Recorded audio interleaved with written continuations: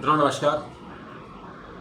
आपने 2 दिन पहले अल्मोड़ा से जो खबर आई उसमें आपने देखा होगा कि 4 हमारे फॉरेस्ट कर्मी हैं जो वन कर्मचारी वो आग की चपेट में आ गए और उनकी मौत हो गई।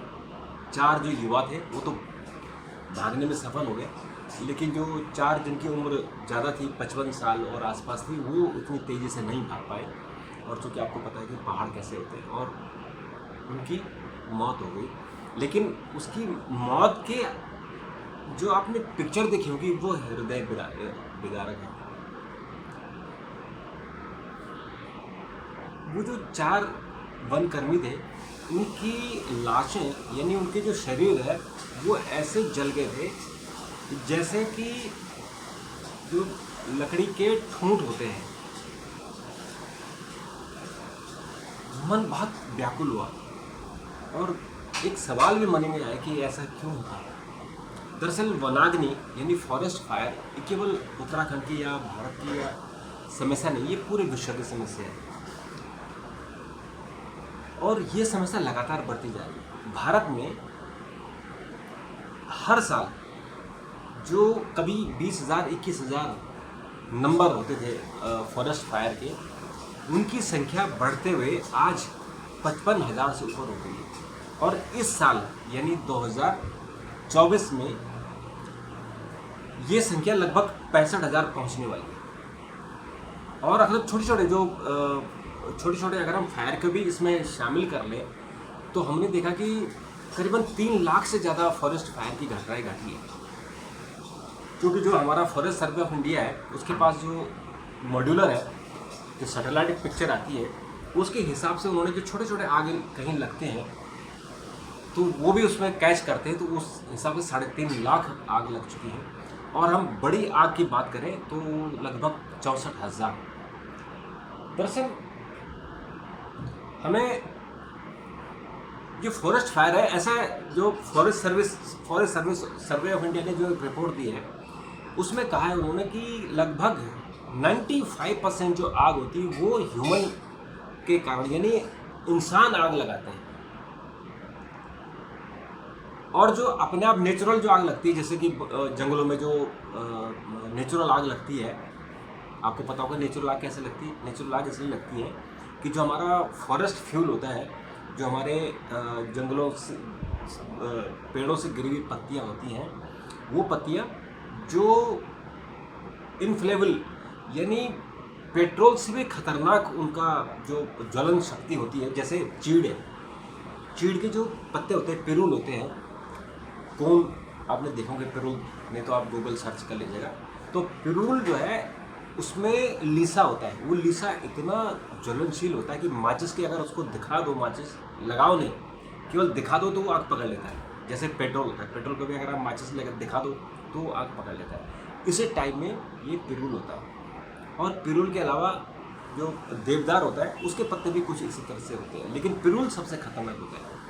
और जो उत्तराखंड के जो मध्य हिमालय जिसको हम कहते हैं, जिसको शिवालिक रेंज कहते हैं, शिवालिक रेंज में मोस्टली जो आग लगती है वो पिरूल के पत्तों पर लगती है, पिरूल में लगती है। और पिरूल में एक बार आग लग जाए तो जो चौड़े पत्ते वाले जंगल होते हैं वहाँ भी फिर आग लग जाती है। जैसे कंदार होता है, जिसको आप साल कहते हैं, सागौन कहते हैं, इनके पत्ते चौड़े होते हैं। तो इन चौड़े पत्तों में आग, अगर आप उनको छेड़ो नहीं तो आग नहीं लगती है, लेकिन अगर आप आग लगाओगे तो आग लगती है। जैसे चीड़ में तो खुद भी आग लग जाती है, क्योंकि वो टकराते हैं आपस में, पत्थरों से टकराते हैं। पत्थर अगर आपस में टकराए तो आग लग सकती है। लेकिन मोस्टली लोग 2-3 तरह के लोग हैं जो आग लगाते हैं। एक तो वो लोग हैं जो सेफ्टी के लिए आग लगाते हैं, जैसे हम लोग गाँव के आसपास भयानक अगर पिरूल गिर गया तो लोग उसको सुरक्षा दायरा में रह के, यानी लोग गांव वाले खड़े होते हैं, उनका रास्ता बनाते हैं, यानी काटते हैं, रास्ता काटते हैं और फिर में आग लगाते हैं ताकि आग आगे न बढ़े, लेकिन गांव में आग ना लगे।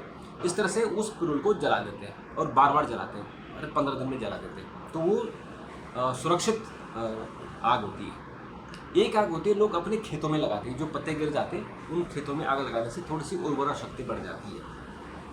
और तीसरी आग होती है जो जिसको हम क्रोन फायर कहते हैं, जो आग लगती है और पूरे जंगल में फैल जाती है और इतनी भयानक होती है कि ऊंचे ऊंचे पेड़ भी जल जाते हैं। तो ये जो क्रोन फायर है ये सबसे खतरनाक होती है और उत्तराखंड के जो मैंने कहा था शिवालिक रेंज है उसमें लगती है। हालांकि आपने अमेरिका में देखा होगा, आपने कनाडा में देखा होगा, आपने बहुत सारे देशों में देखा होगा कि जंगल में आग लगती है तो कई कई महीनों तक आग लगती रहती है, खतरनाक है। लेकिन इसमें आदमी की भूमिका इसमें देखी गई है कि जो आग लगती है उसमें इंसान कहीं ना कहीं शामिल है। अब उसमें आप जो उसके जो नुकसान क्या है, देखिए नुकसान क्या है। इस बार हम केवल उत्तराखंड की बात करें तो 10 फॉरेस्ट कर्मियों की मौत हो चुकी है अब तक।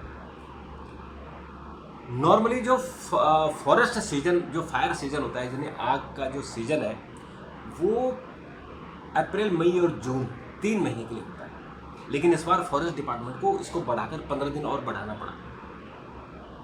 इसलिए बढ़ाना पड़ा कि उत्तराखंड में इस बार बारिश ही नहीं हो रही है। पिछले 4 महीने से बारिश नहीं हुई है, स्रोत सूख गए हैं, पानी नहीं है। गांव में हाहाकार मचा है, जो हाहाकार दिल्ली में मचा हुआ है उतना ही उत्तराखंड में भी है। पानी नहीं है पीने के लिए और इतने भयानक वहाँ जो होटल खोले हुए हैं उनमें पानी नहीं है। अब वो जो नदियों में नीचे कहीं कहीं स्रोत है वहाँ से टैंकर भर भर के पानी आ रहे हैं, बहुत बुरी स्थिति है। तो हमने क्या किया कि जो गांव वाले हैं अब वो पानी के लिए तरस रहे हैं, जो होटल वाले हैं वो पानी के लिए तरस रहे हैं। जो आग लगी है उसे भयानक गर्मी हो गई है, इतनी गर्मी कि वहाँ लोग अब कूलर और एसी लगाने लगे हैं। तो इसके लिए बहुत सारे फैक्टर जिम्मेदार हैं जिस पर एक कॉम्प्रिहेंसिव, एक हॉलिस्टिक व्यू लेने की ज़रूरत है। कि जैसे मुझे याद है जब हम छोटे थे तो जो आग पत्रोल हम उनको कहते थे कि फॉरेस्ट वाले आग पत्रोल की नियुक्ति करते थे और वो फरवरी मार्च में ही कर देते थे। और आग पत्रोल की ड्यूटी रहती थी कि जहाँ जहाँ माइनर फॉरेस्ट गिरा, यानी जैसे ही पिरूल गिरा वो कहीं एक जगह इकट्ठा करके वो आग लगा देते थे। तो आपका क्या हो कि भयानक आग लगने से बच गई, वहीं उन्होंने ख़त्म कर दिया उसको। और सड़क के आसपास उनके पास जो कंघी होती है उस कंघी से वो सड़क के आसपास की जितना पिरूल होता है उसको ढेर लगाते और दूर कर देते या आग लगा देते हैं। क्योंकि सड़क के आसपास लोग क्या करते हैं आजकल, जो ये टूरिस्ट आ रहे हैं दिल्ली से या हरियाणा से या अलग अन्य जगहों से, ये उदंडी टाइप है, ये सिगरेट फेंके जंगलों में फेंक दिया गया, माचिस वगैरह बहुत जगह ऐसे भी पाए गए कि इन लोगों ने आग लगाई है। तो अगर आपके सड़क के आसपास की जो पिरूल होता है उसको हटा देते हैं ताकि लोग अगर सिगरेट कोई बीड़ी फेंके तो आग ना लगे। हालांकि इसमें बहुत खतरनाक कानून है, अरेस्टिंग है, जेल में भेज देंगे, लेकिन वो गाड़ी चलती है, कौन उसको देखता है कि इसने आग लगाई नहीं। एक तो आग पत्रोल की नियुक्ति बहुत जल्दी की जानी चाहिए, ज़्यादा बड़ी संख्या में की जानी चाहिए। उससे क्या होगा कि जो आपके रोजगार भी जो युवक वहाँ खाली बैठे हुए उनको भी काम मिलेगा। और या तो मनरेगा को आपको जोड़ देना चाहिए, मनरेगा को अगर आपने जोड़ दिया तो ये भी इसका भी बेनिफिट मिलने वाला है। और दूसरा कि जो लोग आग लगा रहे हैं, जो फॉरेस्ट वाले आग लगा रहे हैं या ग्रामीण आग लगाते हैं, ग्रामीण बहुत सोच समझ कर आग लगाता है, वो प्रोटेक्टिव आग लगाता है कि आग बाहर न जाए और जो खतरनाक इलाका है वहाँ वो जल जाए ताकि बड़ी आग न लगे। तीसरा, जो ये टूरिस्ट आ रहे हैं इनको जब ये उत्तराखंड में घुसते हैं या जंगली इलाके में घुसते हैं, इनको इनकी गाड़ी रोकर इनको समझा दिया जाए, इनको सेंसिटाइज किया जाए कि भैया बीड़ी सिगरेट नहीं पीना, जंगलों में माचिस नहीं फेंकनी है, और अगर फेंकोगे तो सीधे उसमें जेल है, फिर उसमें बचाव नहीं होगा। और तीसरा कि एक लॉन्ग टर्म पॉलिसी बनी चाहिए। जो चीड़ के पेड़ हैं उन पेड़ों की जगह अब अल्टरनेट पेड़ लगने चाहिए, जो हमारे हिंदुस्तानी पेड़ हैं, जैसे हमारा नीम है, बरगद है और हमारे साल हैं, अलग अलग जो हमारे हिंदुस्तानी पेड़ हैं उनको लगाना चाहिए। उनमें आग नहीं लगती है, उनमें जो पत्ते उनके गिरते हैं उनमें आग नहीं लगती है और उससे खाद बहुत अच्छी होती है। जब पत्ते गिर जाते हैं तो खाद उनकी बहुत अच्छी होती है। तो इस तरह से हमको थोड़ा सा long term policy, short term policy में लॉन्ग टर्म पॉलिसी अपनानी चाहिए। और इस बार मैं एक चीज़ और देख रहा हूँ कि जैसे हरियाणा में, हिमाचल में, उत्तराखंड में बहुत सारे फॉरेस्ट अफसरों के खिलाफ कार्रवाई हुई है।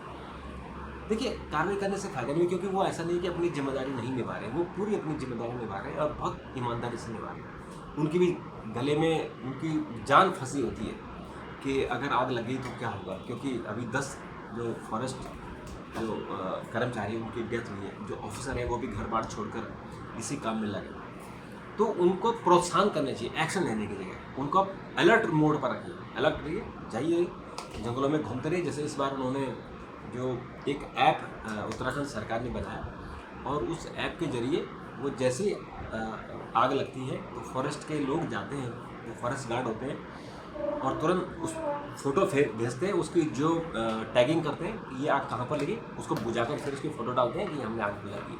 तो उससे भी संख्या कम होनी चाहिए थी, लेकिन इस बार चूँकि बारिश ही नहीं हुई है, 4 महीने हो गए, तो इसलिए आग भयानक लगी है। अगर वैसे नॉर्मली उत्तराखंड में 1 जून के आसपास बारिश शुरू हो जाती थी, वैसे 15 मई के बाद में होती थी, इस बार बारिश नहीं हुई है। तो उसके लिए बहुत सारे फैक्टर जिम्मेदार हैं, उसके लिए क्लाइमेट चेंज जिम्मेदार है, उसके लिए हम सब लोग, केवल हिंदुस्तानी नहीं, विदेशी लोग इसके लिए जिम्मेदार हैं। उस सब में हमको ध्यान रखना चाहिए और ध्यान देंगे, और इसी जो चिंता है, इस चिंता को हम रोज़ आपके सामने रखेंगे। आप भी इस चिंता में शामिल होकर कुछ अच्छा सोचिए। तब तक के लिए नमस्कार, थैंक यू, धन्यवाद।